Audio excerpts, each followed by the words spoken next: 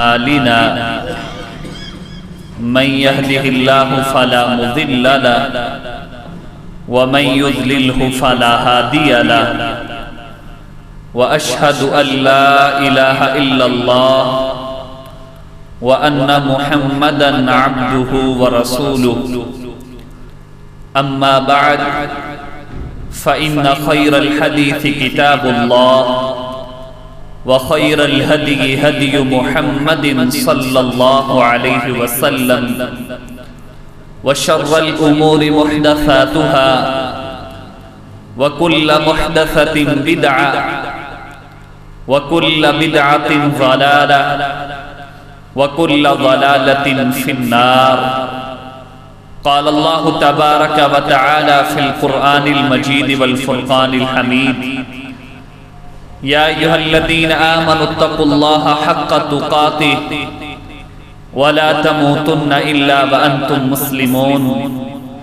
يا أيها الناس اتقوا ربكم الذي خلقكم من نفس واحدة وخلق منها زوجها وبث منهما رجالا كثيرا ونساء واتقوا الله الذي تساءلون به والأرحام إن الله كان عليكم رقيبا. يا أيها الذين آمنوا اتقوا الله وقولوا قولا سديدا يصلح لكم أعمالكم ويغفر لكم ذنوبكم ومن يطع الله ورسوله فقد فاز فوزا عظيما. اللهم صل على محمد وعلى آل محمد كما صليت على إبراهيم وعلى آل إبراهيم إنك حميد مجيد. اللهم بارك على محمد وعلى آل محمد كما باركت على إبراهيم وعلى آل إبراهيم إنك حميد مجيد. اللهم إني أسألك الإخلاص في القول والعمل وأعوذ بك من الرياء والسمعة وحب الشهرة والظهور. ہر قسم کی حمد و ثنا اللہ جل جلالہ کی شان اقدس کے لیے خاص. وہ رب کریم جو تمام کائنات کا اکیلا خالق، مالک، رازق، داتا و گنج بخش ہے. اس کے بعد لاکھوں کروڑوں درود و سلام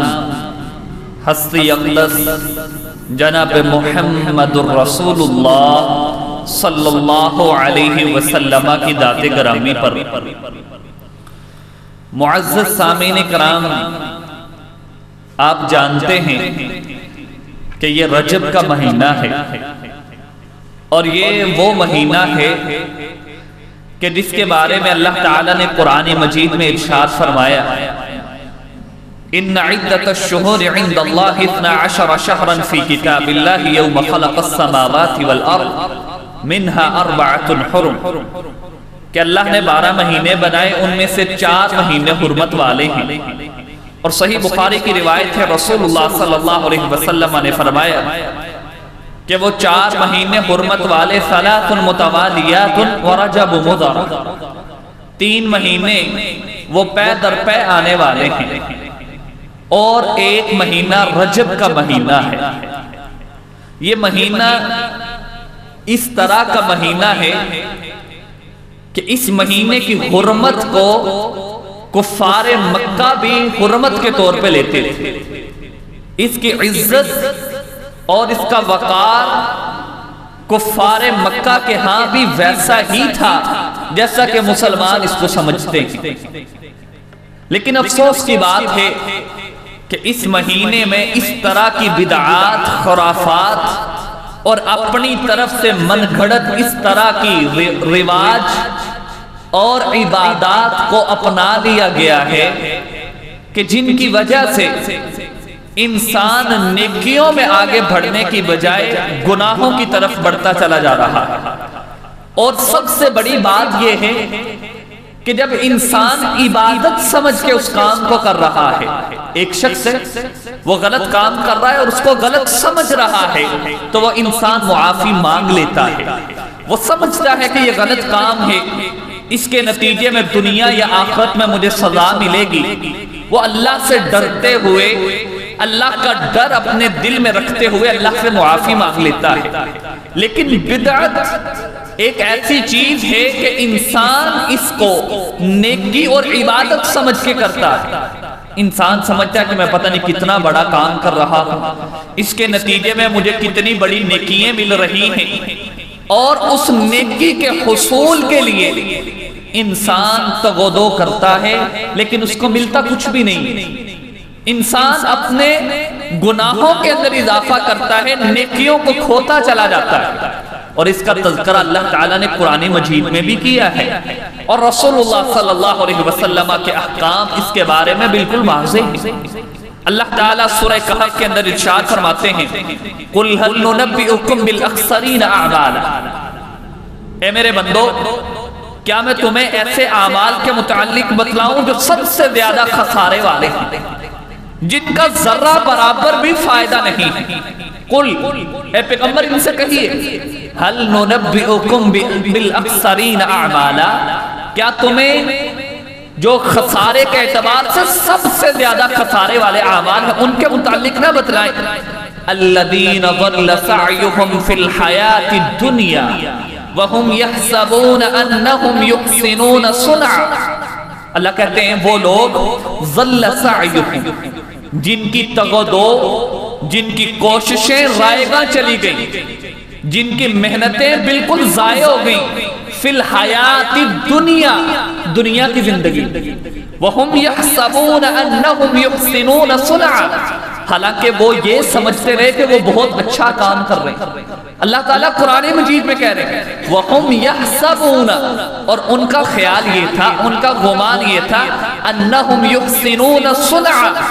کہ وہ اچھا کام کر رہے ہیں، لیکن ضل سعیہم، ان کی ساری نیکییں، ان کی ساری کوششیں، ان کی ساری محنتیں برباد ہو گئی ہیں۔ اور شروع میں اللہ تعالیٰ نے کہا یہ وہ اعمال ہیں جو سب سے زیادہ خسارے والے ہیں، جو سب سے زیادہ گھاٹے والے ہیں۔ جس طرح میں نے پہلے عرض کی کہ وہ شخص جو گناہ کو گناہ سمجھ کے کر رہا ہے،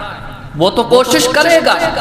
اس کے دل میں اس کا ضمیر اس کو جگائے گا کہ یہ غلط کام ہے اور وہ اس سے معافی مانگ سکتا ہے۔ لیکن وہ شخص جو بدعتی ہے،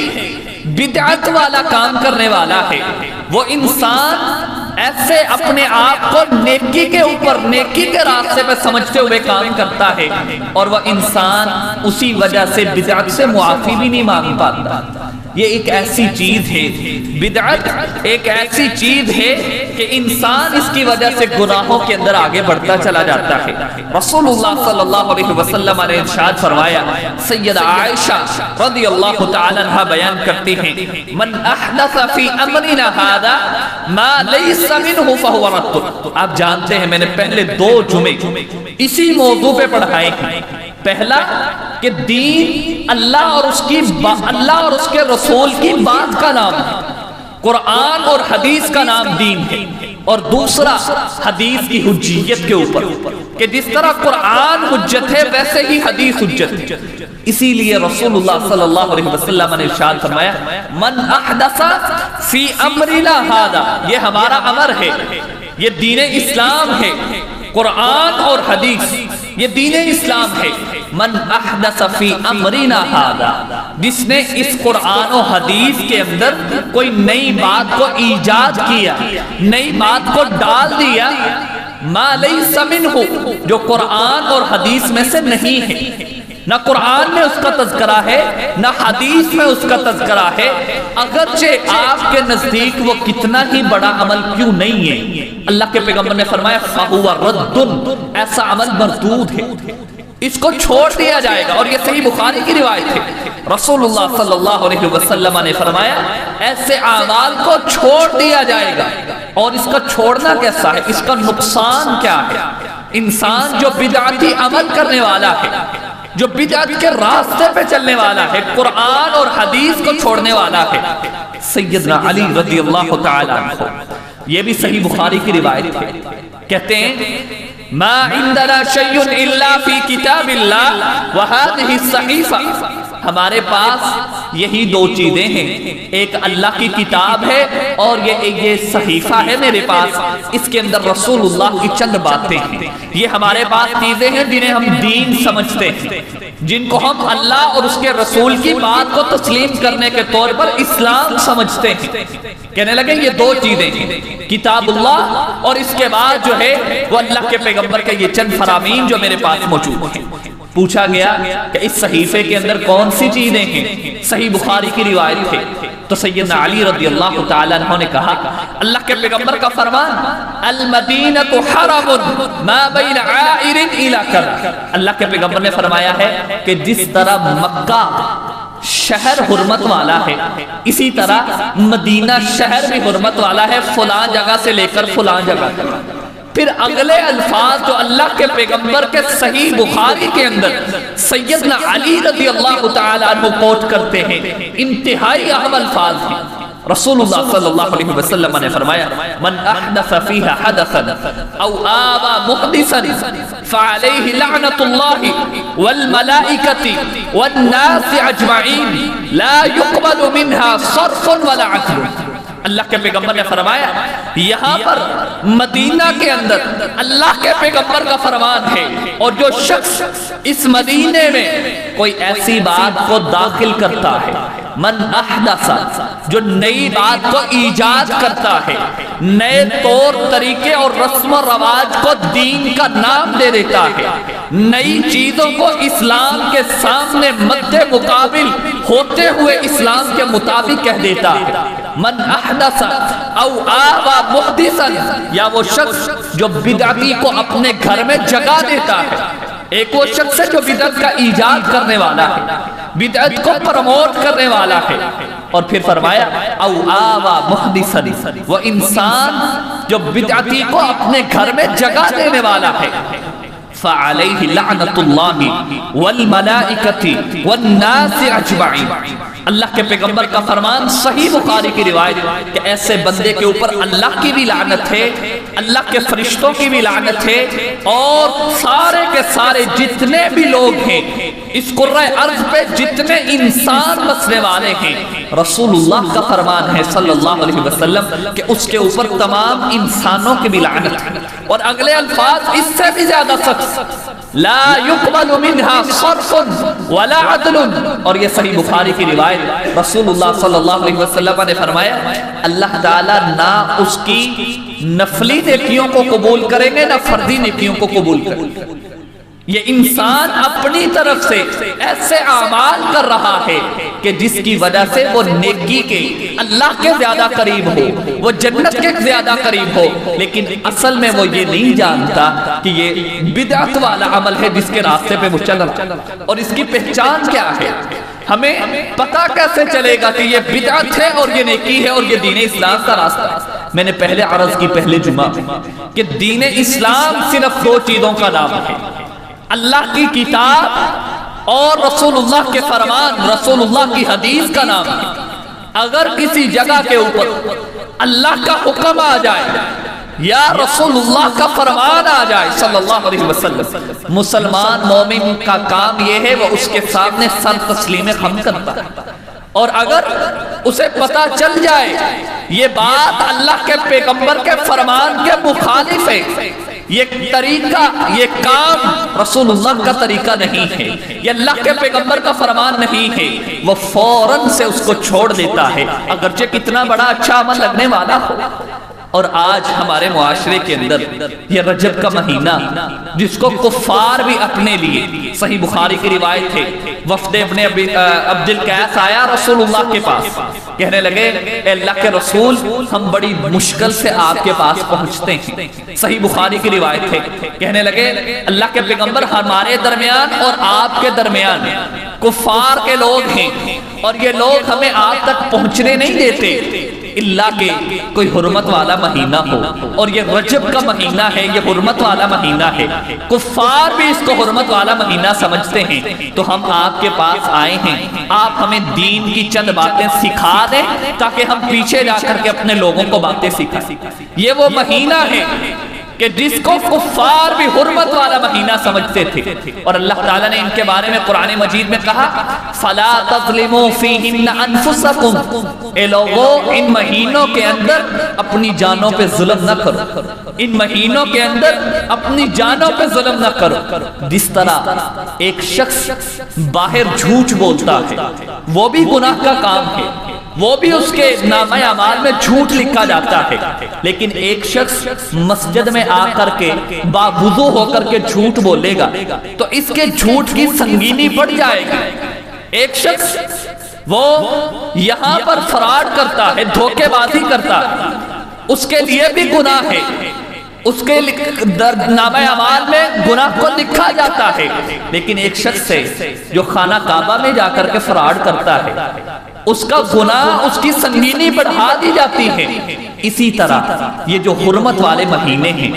ان کے اندر گناہ کرنے سے گناہ کی سنگینی بڑھ جاتی ہے، اسی لیے اللہ تعالیٰ نے قرآن مجید میں کہا فَلَا تَظْلِمُوا فِيهِنَّ أَنفُسَكُمْ، ان مہینوں میں، ان حرمت والے مہینوں میں اپنی جانوں پہ ظلم نہ کرو۔ اور سیدنا عبداللہ بن عباس رضی اللہ تعالیٰ عنہ کا قول، وہ کہا کرتے تھے لوگوں ان حرمت والے مہینوں میں اگر نیکی کی جائے تو اللہ تعالیٰ نیکی کو بھی بڑھا دیتے ہیں، اگر انسان گناہ کرتا ہے تو اس گناہ کی سنگینی بھی بڑھ جاتی ہے۔ اور پیارے بھائیوں، آج ہمارے معاشرے کے اندر طرح طرح کی عبادات، اس رجب کے مہینے کو لے کر کے طرح طرح کی عبادات، صلاۃ الرغائب کے نام سے ایک نئی نماز کو نکال دیا گیا۔ یہ وہ نماز ہے کہ جس کا تذکرہ نہ رسول اللہ کی زندگی میں ملتا ہے صلی اللہ علیہ وسلم، نہ کسی صحابی کی زندگی میں ملتا ہے کہ جی صلاۃ الرغائب ہے کیا چیز؟ کہتے ہیں جی رجب کا مہینہ شروع ہو تو ہر جمعرات کو، اگر ہر نہیں تو پہلی جمعرات کو رات کے وقت مغرب کی نماز کے بعد عشاء سے پہلے 12 رکعات کو ادا کیا جائے۔ ان کا طریقہ کار یہ ہے کہ پہلی رکعت میں سورہ فاتحہ کے بعد 7 مرتبہ یا 12 مرتبہ سورہ قدر کو پڑھا جائے، پھر دوسری رکعت میں سورہ اخلاص کو پڑھا جائے، جیسے ہی 12 رکعات مکمل ہوں تو اس کے بعد 70 مرتبہ درود ابراہیمی کو پڑھا جائے، اور اس کی وجہ سے آپ کی ساری زندگی کے جتنے گناہ ہیں سارے معاف ہو جائیں۔ پیارے بھائیوں، اس کے بارے میں جتنے بھی محدثین ہیں، بلکہ امام شوکانی رحمہ اللہ نے وہ کہتے ہیں قد اتفق العلماء والفقہاء، سارے کے سارے فقہاء، سارے کے سارے علماء اس بات کے اوپر متفق ہیں کہ یہ ساری کی ساری موضوع روایات ہیں، یہ من گھڑت اپنے طریقے کے مطابق بنائی گئی عبادات ہیں۔ آپ خود سوچئے ایک ایسا عمل کہ جس کے بارے میں اتنا بڑا ثواب بتایا جائے کہ انسان کی ساری زندگی کے جتنے گناہ ہیں وہ سارے معاف کر دیے جائیں، کیا رسول اللہ صلی اللہ علیہ وسلم ان اعمال کو نہ بتاتے؟ یہ کوئی ایسا عمل ہوتا کہ جس کے بارے میں کوئی دوسرا صحابی اس کو بیان نہ کرتا، اللہ کے پیغمبر کے صحابہ اس پر عمل نہ کرتے، کیا یہ زبان زد عام نہ ہوتا؟ رمضان ایک مہینہ جس کے پورے مہینے کے روزے رکھے جاتے ہیں، آپ کسی بھی حدیث کی کتاب کو نکال کر کے دیکھیے، آپ کو واضح طور پر ملے گا رسول اللہ نے روزہ رکھا ہے، رسول اللہ کے صحابہ نے روزہ رکھا ہے۔ ایک ایسا عمل کہ جس کی وجہ سے آپ اتنی بڑی نوید سنا رہے ہیں کہ آپ کی ساری زندگی کے اعمال، ساری زندگی کے گناہوں کو مٹا دیا جائے گا، صرف ایک رجب کے مہینے کے اندر صلاۃ الرغائب پڑھنے تھے، کیا اللہ کے پیغمبر ایسا کام نہ کرتے؟ رسول اللہ صلی اللہ علیہ وسلم کے متعلق سیدہ عائشہ رضی اللہ تعالی عنہ بیان کرتی ہیں، اگر کوئی شخص یہ سمجھتا ہے کہ رسول اللہ نے کسی بات کو چھپایا ہے، اللہ تعالیٰ نے حکم دیا کسی بات کے کرنے کا اور اللہ کے پیغمبر نے اس کو چھپایا ہے، وہ انسان اللہ کے پیغمبر کے اوپر سب سے بڑی تہمت لگانے والے۔ اللہ کے پیغمبر نے خطبہ حجۃ الوداع کے اندر سارے کے سارے صحابہ کو اکٹھا کیا اور کہا کیا میں نے آپ تک اللہ کے دین کو پہنچا دیا ہے؟ تو سب نے یک زباں ہو کر کے کہا کہ ہاں آپ نے دین کو پہنچا دیا ہے۔ اللہ تعالیٰ نے قرآن مجید میں کہا الیوم اکملت لکم دینکم واتممت علیکم نعمتی ورضیت لکم الاسلام دینا۔ آج کے دن ہم نے دین کو مکمل کر دیا ہے، اور دین قرآن اور حدیث کا نام ہے۔ دین میری اور آپ کی من گھڑت عبادات کا نام نہیں ہے، دین یا اللہ کے فرمان کا نام ہے یا پیغمبر کی صحیح حدیث کا نام ہے۔ اور پھر پیارے بھائیوں، رجب کے مہینے کے اندر روزے رکھے جاتے ہیں رجب کے روزوں کے نام سے۔ اس مہینے کے اندر رجب کے روزے رکھے جاتے ہیں، اللہ کی قسم۔ اور یہ میں بات بالکل علی وجہ البصیرہ کرنا چاہتا ہوں، رسول اللہ صلی اللہ علیہ وسلم سے ایک بھی عبادت بڑی چیز، ایک سبحان اللہ کہنا رجب کے مہینے کو خاص کرتے ہوئے اللہ کے پیغمبر سے صرف سبحان اللہ کہنا بھی ثابت نہیں کہ رجب کے مہینے کو خاص کرتے ہوئے اللہ کے پیغمبر نے اس کی خصوصیت کو بیان کرتے ہوئے سبحان اللہ کی فضیلت کو زیادہ بیان کیا ہو، یہ بھی اللہ کے پیغمبر سے ثابت نہیں ہے۔ اس مہینے میں نمازوں کو، اس مہینے کے اندر روزوں کو ادا کرنا، یہ تو بہت بڑی عبادت ہے۔ رسول اللہ صلی اللہ علیہ وسلم کے صحابی سیدنا عمر فاروق رضی اللہ تعالیٰ عنہ، ارواح الغلیل کے اندر صحیح سند سے روایت ہے کہ جو کوئی شخص رجب کے مہینے کے اندر روزے رکھتا تھا اور اس کی خصوصیت کو سمجھتا تھا، اللہ کے پیغمبر کے صحابی سیدنا عمر فاروق اس انسان کے روزے کو کھلوا دیا کرتے تھے اور اس کے ہاتھوں کے اوپر مارا کرتے تھے کہ تو اللہ کے پیغمبر کی حدیث کی مخالفت کرتا ہے۔ رسول اللہ صلی اللہ علیہ وسلم نے کسی ایک روزے کو رجب کے ساتھ خاص نہیں کیا، کسی ایک عبادت کو رجب کے مہینے کے ساتھ خاص نہیں کیا۔ اور آپ جانتے ہیں یہ آج 21 تاریخ ہے رجب، کل کو 22 تاریخ ہے، اور 22 تاریخ کو ایک عجیب طریقے سے ایک عجیب عبادت کو پروموٹ کیا جاتا ہے۔ میں سب سے پہلے آپ کو قرآن مجید سے چند ایک ایسی آیات اور چند ایک ایسی باتوں کو بتانا چاہتا ہوں کہ جس کے ذریعے آپ کو یہ بات پتہ چل جائے کہ دین صرف اللہ اور اس کے رسول کی فرمان کا نام۔ اللہ تعالیٰ قرآن مجید میں ارشاد فرماتے ہیں حرمت علیکم المیتۃ والدم ولحم الخنزیر وما اہل لغیر اللہ۔ اللہ کہتے ہیں چند چیزوں کے حرام ہونے کا تذکرہ کیا رسول اللہ صلی اللہ علیہ وسلم سورہ مائدہ کے اندر، چند چیزوں کے حرام ہونے کا۔ اللہ کہتے ہیں حرمت علیکم المیتۃ، تمہارے اوپر مردار حرام ہے۔ اب یہ یاد رکھیے گا کہ اللہ تعالیٰ نے ترتیب کون سی لگائی، اصل میں صرف یہ بات، یہ نقطہ قرآن مجید کا میں آپ کے ذہن میں ڈالنا چاہتا ہوں۔ اللہ تعالیٰ نے کہا حرمت علیکم المیتۃ، مردار تمہارے اوپر حرام ہے، ہم میں سے کوئی شخص نہیں کھاتا۔ والدم، خون پینا حرام ہے، ہم میں سے کوئی شخص خون نہیں پیتا، کراہت محسوس کرتے ہیں۔ ولحم الخنزیر، اللہ کہتے ہیں آپ کے اوپر خنزیر کا گوشت کھانا حرام ہے، اور کوئی بھی صحیح عقیدے والا، سالم عقیدے والا انسان وہ خنزیر کا گوشت نہیں کھاتا۔ اور اگلے الفاظ اللہ تعالیٰ کے سورہ مائدہ کے اندر اللہ تعالیٰ فرماتے ہیں وما اہل لغیر اللہ بہ، وہ چیز جو اللہ کے علاوہ کسی اور کے نام کی دی جائے وہ تمہارے اوپر حرام ہے۔ اور وہ حرام کس طرح ہے؟ جس طرح مردار حرام ہے، جس طرح کے خون حرام ہے، جس طرح کے خنزیر کا گوشت حرام ہے، اسی طرح اللہ تعالیٰ کہتے ہیں وما اہل لغیر اللہ بہ، جو اللہ کے علاوہ کسی بھی نام کے اوپر کسی کا بھی نام لے کر کے آپ اس کے نام کا نذرانہ پیش کر رہے ہیں، آپ اسی کے نام کی کوئی چیز اپنے بندوں کے اندر، چند لوگوں کے اندر تقسیم کر رہے ہیں، اللہ کہتے ہیں اسی طرح تمہارے اوپر حرام ہے، جس طرح خنزیر کا گوشت حرام ہے، جس طرح مردار حرام ہے، جس طرح خون پینا حرام ہے۔ اور ہمارے ہاں ٹونٹ کیا جاتا ہے، تانے مارے جاتے ہیں، ہم نے یہ کنڈے ہی تو پکائے ہیں، ہم نے کیا کیا ہے حلوے کو پکا کر کے جعفر صادق رحمہ اللہ کے نام پہ ان کو تقسیم کیا ہے۔ ہم نے یہ جو میدا ہے یہ بھی حلال ہے، اس کے اوپر پڑی جانے والی چیز قرآن مجید ہے، یہ کھجوریں یہ بھی حلال ہیں، اس کے اوپر پڑا جانے والا کلام اللہ کا کلام ہے۔ اور پیارے بھائیوں، اللہ تعالیٰ قرآن مجید میں کہہ رہے ہیں کہ اگر اللہ کے علاوہ آپ کسی کا نام لے کر کے کسی کے نام کے اوپر کوئی بھی چیز تقسیم کرتے ہو، قرآن کہتا ہے یہ وہ چیز ہے کہ جس طرح مردار حرام ہے، جس طرح خنزیر کا گوشت حرام ہے، ویسے ہی اللہ تعالیٰ نے اس چیز کو حرام کیا۔ اور پھر صحیح بخاری اور صحیح مسلم کے اندر، سنن نبی داود کے اندر صحیح سند سے روایت ہے، ثابت بن ضحاک رضی اللہ تعالیٰ عنہ کہتے ہیں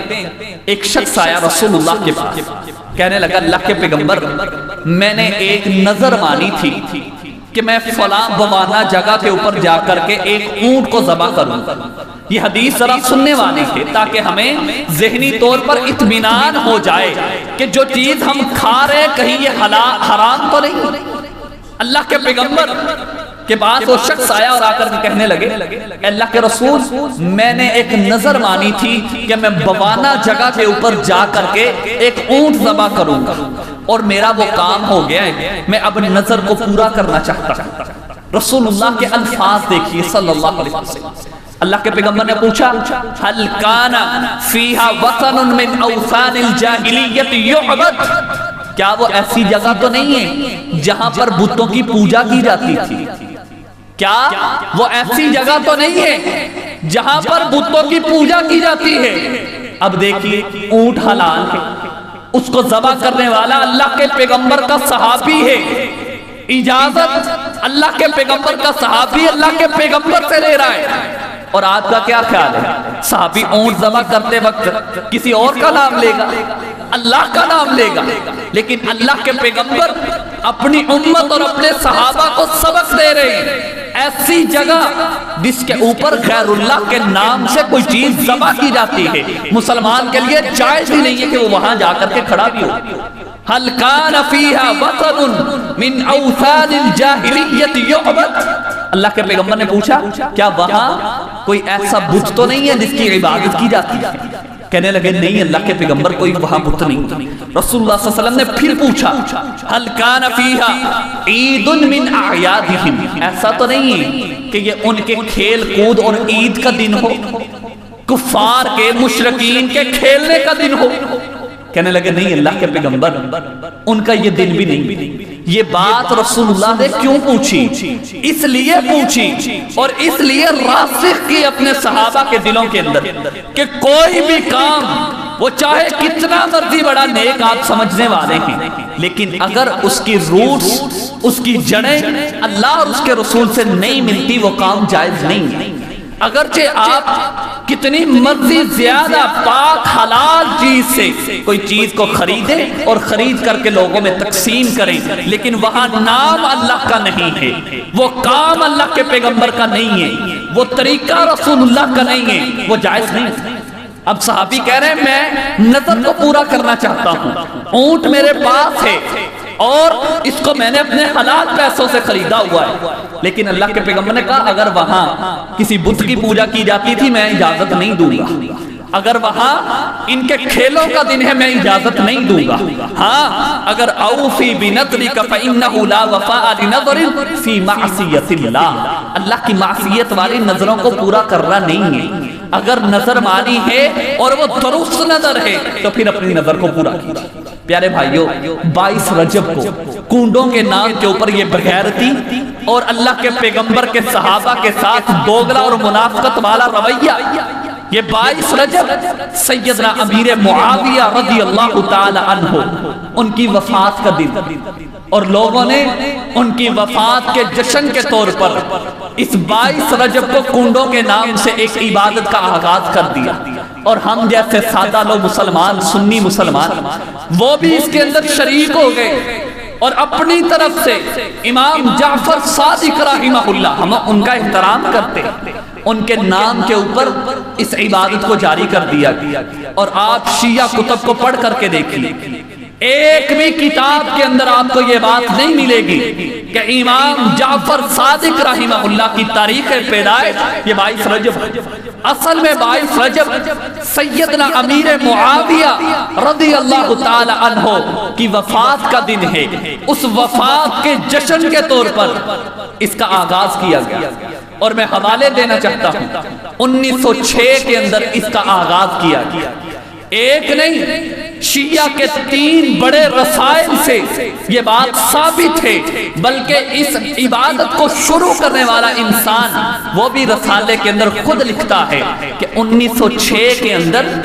اس عبادت کو ہندوؤں اور یہودیوں سے لے کر کے مسلمانوں میں عام کر دیا گیا ہے، اور آج لوگ انہی کے اس راستے پر چلتے ہوئے اسی بات کو تسلیم کرتے ہوئے، اور پھر کہا کیا جاتا ہے کہ یہ چھوٹے سے پیالے کے اندر اگر ہم کسی کی مدد کر دیتے ہیں تو اس میں کیا حرج ہے؟ پیارے بھائیوں، میں پہلے کہا کہ دین صرف قرآن اور اللہ کے پیغمبر کے فرمان کا نام ہے۔ آپ جتنا مرضی حلال طریقے سے حلال چیز کو اللہ کے راستے میں دیتے ہو، لیکن اس کے ساتھ ساتھ نظریہ مختلف ہو جاتا ہے، آپ طریقہ محمدی کو فالو نہیں کرتے، اللہ کی قسم وہ چیز درست نہیں۔ ایک شخص اللہ کے پیغمبر کی محبت میں آ کر کے، نماز کی محبت میں آ کر کے 2 رکعتوں کو 4 کر دے، اس کی 4 رکعتیں قابل قبول نہیں ہیں۔ ایک شخص اذان کی محبت میں آ کر کے نماز جنازہ کے اوپر آذان دے دے، اس کی آذان قابل قبول نہیں ہے، تو کس طرح ہم لوگ اس عبادت کو قابل قبول مان لیں؟ اور سیدنا امیر معاویہ رضی اللہ تعالی طرح طرح کے شبہات ان کے بارے میں،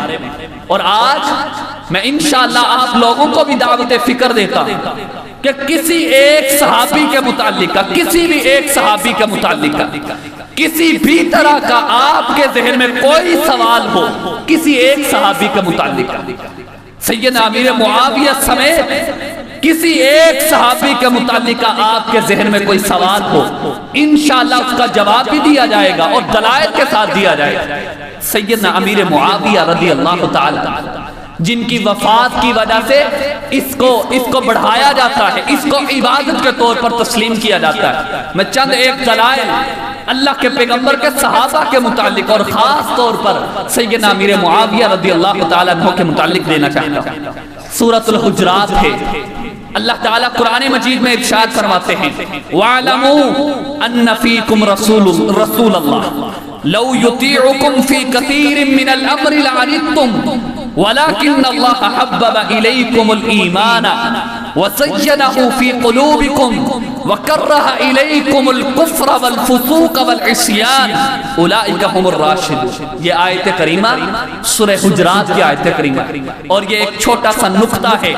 کاش کہ آپ اس کو اچھے طریقے سے سمجھ لیں اور آپ کو یہ بات پتہ چل جائے کہ اللہ کے پیغمبر کا ہر صحابی جنتی ہے۔ صرف یہ ایک نقطہ،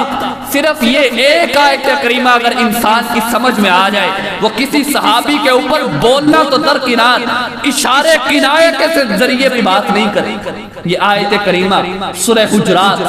اللہ تعالیٰ فرماتے وَاعْلَمُوا أَنَّ فِيكُمْ رَسُولُ اللَّهِ رسول اللہ، اے لوگو جان لو تمہارے درمیان رسول اللہ موجود ہیں صلی اللہ علیہ وسلم۔ یہ آیت کیوں نازل ہوئی؟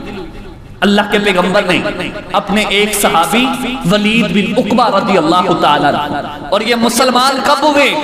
فتح مکہ کے موقع کے اوپر ہمیں یہ تانے دیے جاتے ہیں کہ سیدنا امیر معاویہ، سیدنا ابو سفیان رضی اللہ تعالیٰ عنہما یہ تو ڈر کی وجہ سے مسلمان ہوئے تھے، ان کے دل میں ایمان نہیں تھا، ان کے دل میں بات نہیں تھی، دین کی کوئی بات نہیں تھی، یہ تو ڈر کی وجہ سے مسلمان ہوئے تھے۔ پیارے بھائیوں، ولید بن عقبہ رضی اللہ تعالیٰ عنہ فتح مکہ کے موقع کے اوپر مسلمان ہوتے ہیں۔ جب سیدنا امیر معاویہ مسلمان ہوئے تبھی یہ مسلمان ہوتے ہیں، اور مسلمان ہونے کے بعد اللہ کے پیغمبر کا اعتماد دیکھیے، رسول اللہ صلی اللہ علیہ وسلم نے انہیں بنی مصطلق قبیلے کی طرف بھیجا کہ جاؤ زکوٰۃ لے کر کے آؤ، زکوٰۃ اکٹھی کر کے لے کے آؤ۔ اب وہ بنی مصطلق قبیلے والے، ان کا ایک رواج تھا کہ جب کوئی بندہ، کوئی اللہ کے پیغمبر سے ایلچی یا کوئی مہمان آتا تو اپنے علاقے سے باہر نکل کر کے اس کا استقبال کیا کرتے۔ سیدنا ولید بن عقبہ رضی اللہ تعالی عنہ ان کے پاس جب گئے تو انہیں پتہ چلا کہ اللہ کے پیغمبر کے صحابی ہمارے پاس آ رہے ہیں۔ وہ اپنے علاقے سے تھوڑا سا نکلے اور ساتھ جنگی ساز و سامان لیا استقبال کے لیے باہر۔ اب سیدنا ولید بن عقبہ رضی اللہ تعالی عنہ اور بنی مصطلق قبیلے کے درمیان کفار کے اندر جب یہ مسلمان نہیں ہوئے تھے تو تب تھوڑی سی چپکلش تھی، تو انہوں نے سمجھا کہ شاید میرا بدلہ لینے کے لیے وہ آ رہے ہیں، اور یہ صحیح سند سے ثابت ہے اللہ کے پیغمبر کا یہ فرمان اور یہ حدیث۔ جب دیکھا کہ وہ آگے سے آ رہے ہیں تو سیدنا ولید بن عقبہ واپس آ اور واپس آ کے رسول اللہ سے کہا اللہ کے پیغمبر انہوں نے زکوٰۃ دینے سے انکار کر دیا، وہ تو مجھے مارنے کے لیے آئے۔ مس انڈرسٹینڈنگ ہو گئی درمیان میں۔ ولید بن عقبہ رضی اللہ تعالیٰ عنہ نے یہ سمجھا کہ یہ شاید میرا بدلہ لینے کے لیے آئے، کیونکہ ہماری آپس میں چپکلش چلتی تھی، میں مسلمان ہو گیا ہوں، پتہ نہیں انہیں پتا ہے کہ نہیں، یہ مجھے مارنے کے لیے آئے ہیں۔ اللہ کے پیغمبر کو جب یہ بات پتا چلی تو رسول اللہ صلی اللہ علیہ وسلم نے کہا کہ ہم ان کے خلاف اعلان جنگ کریں۔ انہوں نے زکوٰۃ دینے سے انکار کیا۔ سیدنا عمر رضی اللہ تعالیٰ عنہ نے کہا اللہ کے پیغمبر آپ جلدی میں فیصلہ مت کیجیے، آپ پتہ کیجئے کہ انہوں نے یہ کام کیوں کیا ہے۔ اللہ کے پیغمبر نے سیدنا خالد بن ولید رضی اللہ تعالیٰ عنہ کے ذمے لگائے۔ وہ چند ساتھیوں کے ساتھ انہوں نے 3 دن اور 3 راتیں بنو مصطلق قبیلے کے قریب گزاری، اور دیکھا کہ وہاں سے اذان کی آواز آ رہی ہے، وہاں سے مسلمانوں کے نمازیں اور اذکار اور قرآن مجید کی تلاوت کی باتیں۔ واپس آئے، اللہ کے پیغمبر نے کہا یا رسول اللہ صلی اللہ علیہ وسلم میں تو وہاں گیا ہوں، وہاں تو سارے کے سارے مسلمان ہیں۔ اللہ کے پیغمبر نے اتنی دیر میں وہ بنی مصطلق قبیلے کے جو سردار تھے سیدہ جویریہ رضی اللہ تعالی عنہا جو اللہ کے پیغمبر کی بیوی ہیں، ان کے والد محترم وہ بھی رسول اللہ کے پاس آئے، کہنے لگے اللہ کے پیغمبر آپ کا ایلچی آیا تھا اور انہوں نے ہمیں جب پتا چلا کہ وہ ہم سے زکوٰۃ لینے کے لیے آپ نے بھیجا ہے، ہم استقبال کے لیے باہر آئے، ہم استقبال کے لیے اپنے قبیلے سے نکلے اور وہ واپس آئے۔ رسول اللہ صلی اللہ علیہ وسلم نے جب یہ بات سنی تو اللہ کی طرف سے فرمان آیا یا ایھا الذین آمنوا ان جاءکم فاسق بنبأ فتبینوا۔ اللہ کے پیغمبر نے کہا، اللہ کے پیغمبر سے کہا کہ اگر کوئی ایسا بندہ جو بلا تصدیق بات کر دے آپ اس کی تصدیق کر دیں۔ اور اگلی آیت کریمہ یہ کب نازل ہو رہی ہے؟ جب سیدنا امیر معاویہ مسلمان ہیں، جب ولید بن عقبہ رضی اللہ تعالیٰ عنہ مسلمان ہیں، فتح مکہ کے بعد یہ آیت کریمہ نازل ہوئی، اور اللہ کیا کہتے ہیں وَعْلَمُوا، اے میرے صحابہ جان لو اَنَّ فِيكُمْ رَسُولَ اللَّهِ، رسول اللہ صلی اللہ علیہ وسلم تمہارے درمیان موجود ہیں، لَوْ يُطِيعُكُمْ فِي كَثِيرٍ مِّنَ الْأَمْرِ لَعَنِتُّمْ، اگر یہ ساری تمہاری باتیں ماننے لگ جائیں تو تم تکلیف کے اندر مبتلا ہو جاؤ۔ اگر اللہ کے پیغمبر بات مان لیتے اور حملہ کر دیتے تو اللہ کے پیغمبر کے صحابہ کو بھی پشیمانی کا سامنا کرنا پڑتا اور رسول اللہ صلی اللہ علیہ وسلم کے اوپر بھی گران گزرتا۔ اللہ کہتے ہیں کہ لو یطیعکم فی کثیر من الامر لعنتم ولکن اللہ،